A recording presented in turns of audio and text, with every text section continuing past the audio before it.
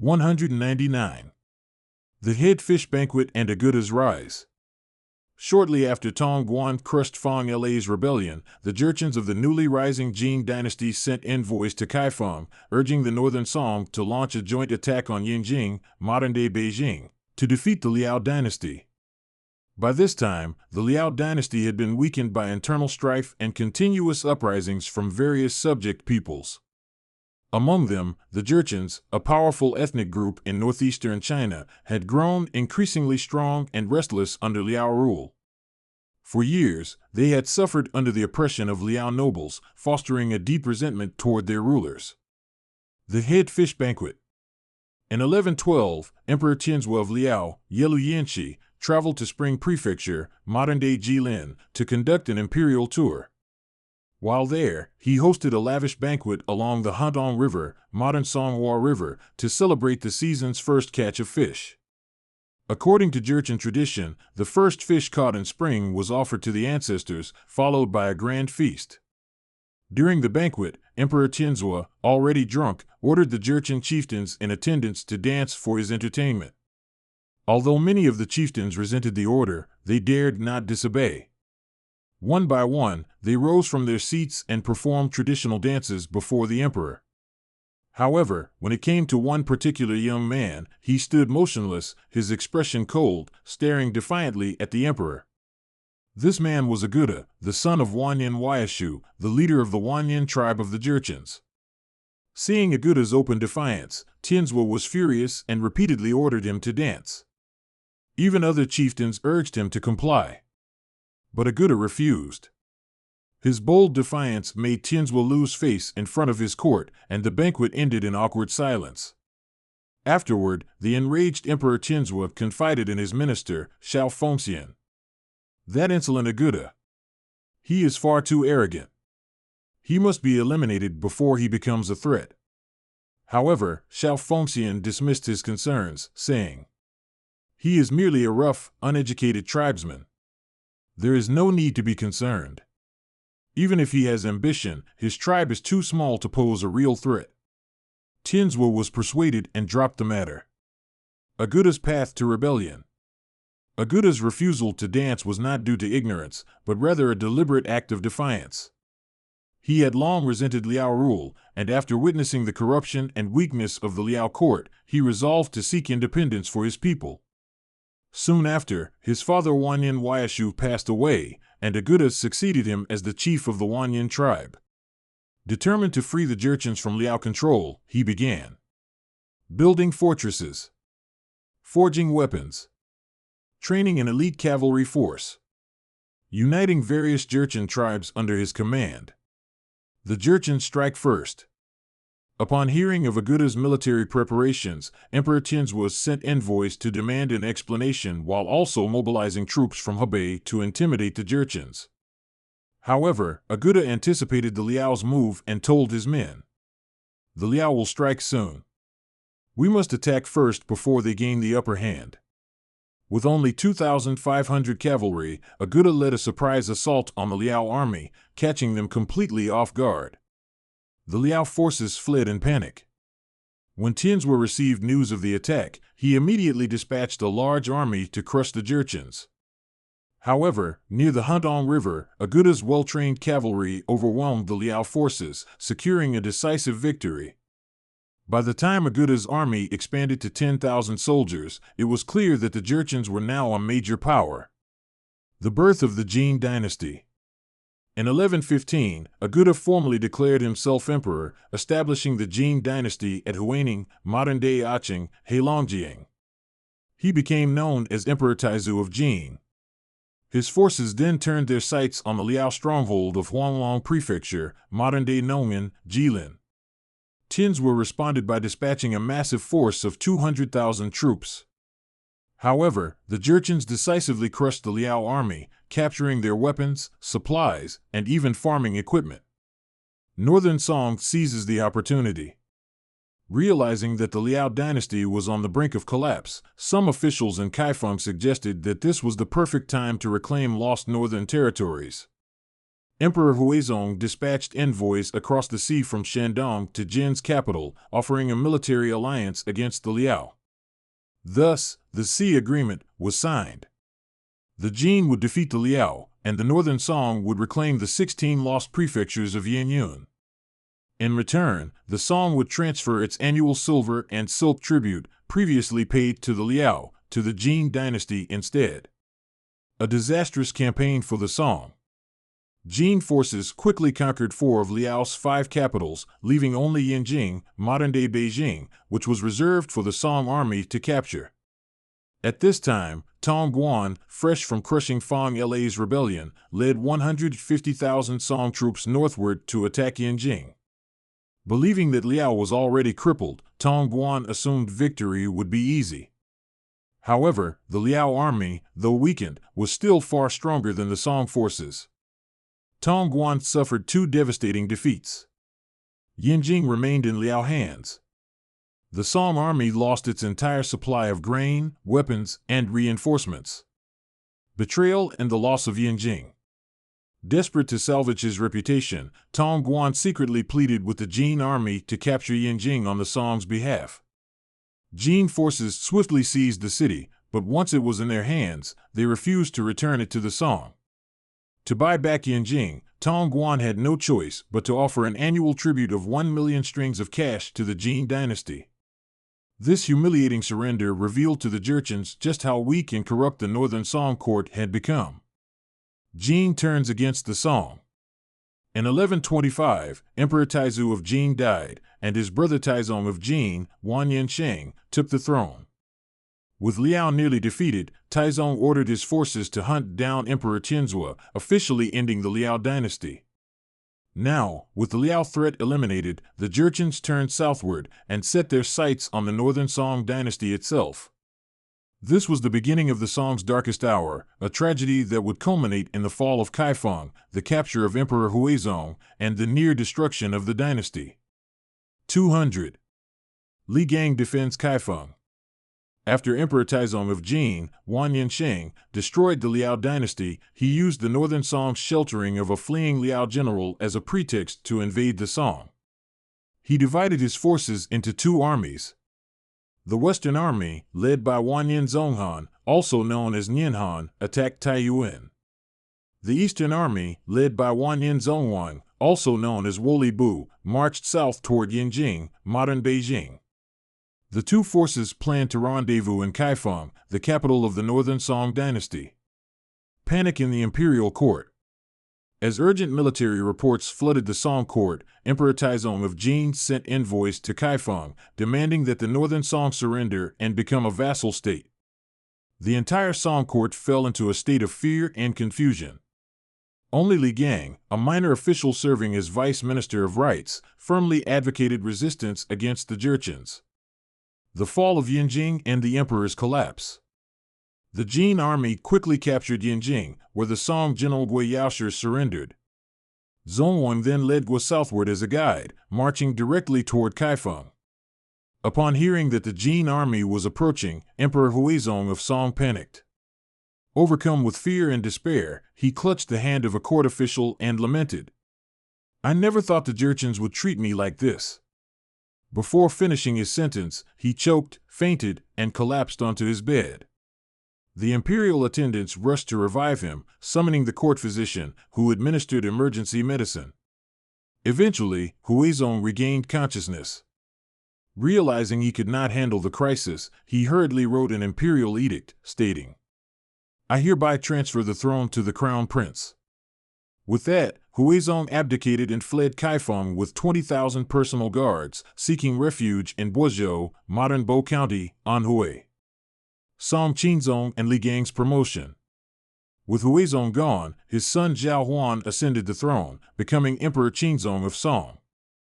He immediately promoted Li Gang to Vice Minister of War and ordered him to organize the defense of Kaifeng.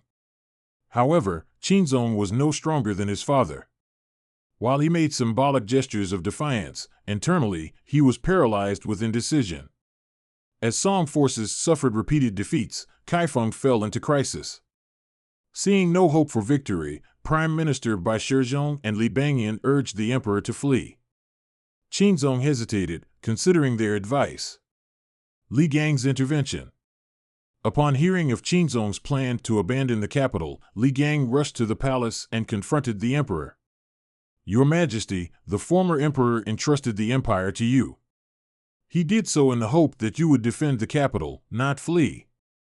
Before Qinzong could respond, Bai Shizhong interrupted. "The Jin army is vast and powerful. How can we possibly hold them off?" Li Gang countered sharply. "There is no city in the empire stronger than Kaifeng. It is the center of the nation, where all the officials and troops are concentrated. If your Majesty personally commands the defense, how can we not hold our ground?" At that moment, a eunuch muttered that Kaifeng's defenses were too weak to withstand an attack. Qinzong ordered Li Gang to inspect the fortifications. After a brief survey, Li Gang returned confidently. "I have inspected the city walls. They are tall and sturdy. Although the moat is shallow, we can station archers and crossbowmen to reinforce our defenses. We can hold this city." He then proposed a comprehensive defense plan, urging Qinzong to rally the army and civilians in preparation for a counterattack once reinforcements arrived. Still hesitant, Qinzong asked, "Who should command the defense of Kaifeng?" Li Gang glanced around the room before declaring, "The empire has long provided high salaries and luxury for officials. In times of crisis, they must serve the nation. Since Bai Shizhong and Li Bangyan are prime ministers, they should take responsibility." Upon hearing this, the two ministers panicked. Bai Shizhong rolled his eyes in frustration, shouting, "Easy for you to say, Li Gang. Do you even know how to fight?" Li Gang remained composed, replying, "If His Majesty trusts me, I will gladly risk my life to defend the city." Realizing he had no other choice, Qinzong finally appointed Li Gang as the chief commander of Kaifeng's defense, stopping the emperor's escape. Even after Li Gang took command, Bai Shizhong and a group of eunuchs continued urging Qinzong to flee. The next morning, when Li Gang arrived at the palace, he found imperial soldiers lined up, with carriages and escort troops ready. The emperor was preparing to leave. Enraged, Li Gang shouted at the troops, "Do you wish to defend Kaifeng, or do you wish to run away like cowards?" The soldiers roared in unison, "We will defend the city." Li Gang and the military commanders rushed into the palace, warning Qinzong, "The troops' families are in Kaifeng, they will not leave. If you force them to flee, they may desert along the way. If the enemy pursues us, who will protect your Majesty then?" Fearing the dangers of escape, Qinzong finally agreed to stay. Li Gang then issued a public proclamation. "The emperor has decided to remain in Kaifeng. From this moment forward, anyone who dares to suggest retreat will be executed." Upon hearing this, the soldiers erupted in cheers, boosting morale. The Battle of Kaifeng. With Qinzong stabilized, Li Gang focused on strengthening the city's defenses, reinforcing the walls with stone and timber, deploying archers and crossbowmen at key positions, protecting the grain storage outside the city from surprise attacks. 3 days later, Zhongwan's Jin army arrived outside Kaifeng. The Jurchens launched a fire attack, sending dozens of flaming ships down the river toward Zhuanzman Gate. Li Gang immediately deployed 2,000 elite troops to the riverbanks. As the enemy's fire ships approached, Song soldiers used hook poles to drag them away, preventing them from reaching the city walls. From the battlements, boulders rained down, smashing the enemy ships and drowning countless Jin soldiers. Realizing Kaifeng's defenses were too strong, Zhongwan proposed peace negotiations. Inside the palace, Qinzong and his court were eager to surrender and quickly sent envoys to the Jin camp. While the peace talks dragged on, Zhongwan continued attacking. Li Gang's counterattacks. Leading the defense from the walls, Li Gang personally ordered archers to fire on Jin soldiers scaling the walls, sent warriors down ropes to set fire to enemy siege towers, led counterattacks that killed dozens of Jurchen officers. With countless Jin soldiers slain, the Jurchens suffered heavy losses. However, just as Li Gang was rallying his men for victory, an envoy from the palace arrived. Qinzong had agreed to surrender. 201. Petition of students at Imperial Academy. The peace terms proposed by the Jin general Zhonghuang were extremely harsh. He demanded that the Northern Song dynasty pay a large sum of gold and silver, as well as livestock and silk, to the Jin. Additionally, he required the cession of 3 strategic regions, Taiyuan, Zhongshan, and Hejian. Moreover, Emperor Qinzong of Song was to address the Jin emperor as uncle and send a prince and a high-ranking minister to the Jin camp as hostages. Emperor Qinzong and his chancellor, Li Bangyan, were eager for peace and were prepared to accept all these humiliating terms. Upon hearing that the court was ready to accept these disgraceful conditions, Li Gang was furious. He vehemently opposed ceding land and paying tribute, advocating instead for delaying negotiations until reinforcements arrived from all directions, at which point they could launch a counteroffensive. Emperor Qinzong impatiently said, "You focus on defending the city, and we'll discuss the peace talks later." 10 days later, reinforcements from various regions arrived outside the city, totaling 200,000 Song troops. The morale of the defenders in the capital, Dongjing, modern-day Kaifeng, was greatly boosted. The Jin army besieging the city numbered only 60,000. Seeing the unfavorable situation, Zhonghuang hastily withdrew his forces into fortified positions. The commanding generals of the reinforcements, Zhong Shudao and Yao Pingzhong, both supported Li Gang's stance of resisting the Jin. Zhong Shudao, an experienced veteran, advocated for a prolonged standoff, waiting until the enemy's supplies were depleted before launching a counterattack. However, Yao Pingzhong was impatient and proposed a nighttime raid on the Jin camp to capture Zhonghuang. Unfortunately, this plan was leaked. The Jin army, having received intelligence in advance, prepared an ambush. The raid failed, and Yao Pingzhong's forces suffered a loss of over 1,000 men. This failure delighted the pro-surrender faction within the court, who seized the opportunity to spread rumors that the reinforcements had been completely wiped out. They also blamed Li Gang for causing this disaster. Emperor Qinzong, swayed by the surrenderists, panicked. He sent envoys to the Jin camp to apologize and dismissed Li Gang and Zhong Shudao from their posts. When news of this decision spread, the entire city of Dongjing was in an uproar. Both the military and civilians were enraged, especially the students of the Imperial Academy, who were particularly outspoken. Among them, a passionate young patriot named Chen Dong had already led the students in submitting 3 petitions to Emperor Qinzong after the Jin besieged Dongjing, demanding the execution of 6 treasonous officials, Kai Jing, Tong Guan, Zhu Mian, and others. His actions had shaken the court, forcing the emperor to punish the 6 traitors. Although Chen Dong did not personally know Li Gang, he greatly admired his resolute resistance against the Jin. That day, Chen Dong led several hundred students to the Xuanda Gate of the Imperial Palace, presenting a petition demanding the reinstatement of Li Gang and Zhong Shudao and the punishment of traitorous officials like Li Bangyan and Bai Shizhong. In their petition, they passionately stated, "The dismissal of Li Gang has brought the entire city to tears. Everyone believes that if this continues, we will soon become a subjugated people. Isn't this exactly what the enemy wants?"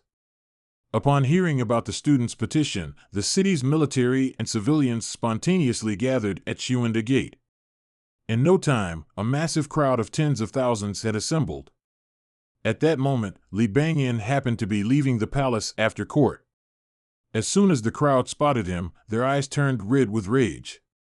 They pointed at him, cursing him furiously. Some even picked up tiles and stones from the ground and hurled them at him. Terrified, Li Bangyan covered his head and ducked, fleeing back into the palace. Inside, Emperor Qinzong heard the commotion outside and was so frightened that he immediately sent an official to deliver a decree, stating, Li Gang's dismissal was due to his military failure, and the court had no choice. As soon as the Jin forces retreat, he will be reinstated. But the people refused to accept this vague promise. They stormed into the court hall and furiously beat the drum of appeals, a drum meant for urgent petitions, until its drumhead was broken. Their cries of protest shook the heavens. The prefect of Kaifeng arrived, trying to suppress the students by saying, "How dare you threaten the emperor?" A student boldly retorted, "If we use loyalty and righteousness to pressure the emperor, isn't that better than traitors coercing him into surrendering the country?" As he spoke, others attempted to seize the prefect, who quickly fled in disgrace. Seeing that the situation was spiraling out of control, the commanders of the imperial guards entered the palace and advised Emperor Qingzong to meet the people's demands. With no other option, the emperor summoned Li Gang back to the palace and publicly announced the reinstatement of both Li Gang and Zhong Shidao. The crowd remained skeptical until Zhong Shidao himself arrived by carriage. When they lifted the curtain and saw the old general, they erupted into thunderous cheers before gradually dispersing. The students' petition had finally succeeded. After Li Gang's reinstatement, he reorganized the army and issued an order: all soldiers who bravely killed enemies would be richly rewarded. The Song forces became disciplined and highly motivated. Witnessing this, Zhongwan grew uneasy and hastily withdrew his troops before the Song court could even deliver the full ransom.